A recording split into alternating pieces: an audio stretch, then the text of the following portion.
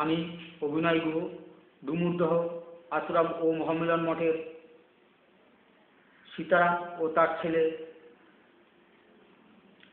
দেহ রাখার পর আশ্রমে দুর্নীতি চলছে। আমার মাথার, চোখের, মুখের এই রকম দুরবস্থা করে দেয়। অ্যাস্ট্রোলজির মন্ত্র ঢুকিয়ে নষ্ট করে দিয়ে খুন করে, এইভাবে জীবন নষ্ট করে দেয়। আশ্রমের সম্মান রক্ষার্থে বদলা নেয়, আমি যাতে কিছু করতে না পারি।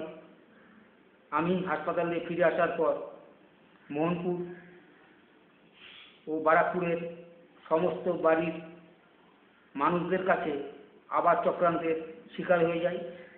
বাপি সরকার, তার বউ সোমা সরকার, একেও আশ্রমের ফাঁদে ফেলে খারাপ কাজ মোহনপুর বারাকপুরের বাড়িতে করতে পারেনি বলে মন্ত্র দ্বারা তার মাথার মধ্যে খুন করে মান সম্মান নষ্ট করে দিয়েছিল। বাপিদার বউ রাতভর জেগে বসে থাকতো, ঘুমোতো না, বাড়ির রাস্তায় ঘুরে বেড়াতো, পাগলে পরিণত করে দিয়েছিল খারাপ কাজ করানোর জন্য। আশ্রমের ব্যারাকপুর মোহনপুরের বাড়ির মানুষদের চক্রান্তের শিকার হয়েছিল। আশ্রমের সমস্ত সত্যি কথা ধামাচাপা দেওয়ার জন্য আমাকে খুন করে, জীবন নষ্ট করে দিয়ে মুখে চুনকালি লাগিয়ে দিয়েছে। সাদা বাবা আমার দোকানের সামনে অল্প বয়সী স্কুলের মেয়েদের ফাঁদে ফেলে খারাপ কাজ করবার চেষ্টা করত। ব্যারাকপুর ও মোহনপুরের বাড়িতে নিয়ে যাবার জন্য সত্যি কথাটা বাপিদার বউ জানে, আমাকে পাগলে পরিণত করে দিয়েছিল। আইন সংক্রান্ত মানুষরা মহামিলন মঠের গিয়ে দেখলেই বুঝতে পারবেন ঠকবাজি ব্যবসা চলছে। ও ডুমুরদহ আশ্রমে গিয়ে 4-5 দিন থাকলে বুঝতে পারবেন অর্থ রোজগারের ধান্দার ব্যবসা চালাচ্ছে।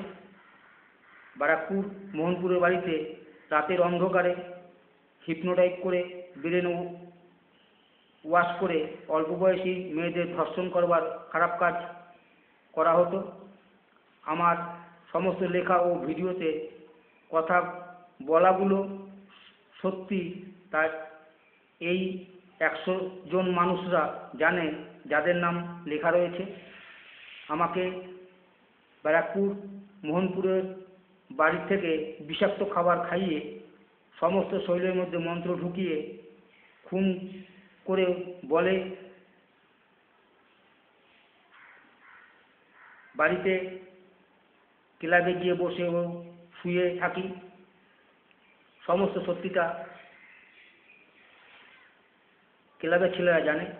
আমি অর্থের অভাবের জন্য পত্রিকায় প্রকাশ করতে পারিনি। আমার মাকে পাড়ার 2 ক্লাবের মেম্বারদের কাছে সাহায্যের প্রার্থনা করি। মায়ের কপালে আগুন দিয়ে দেয় আশ্রমের দুষ্কৃতীরা।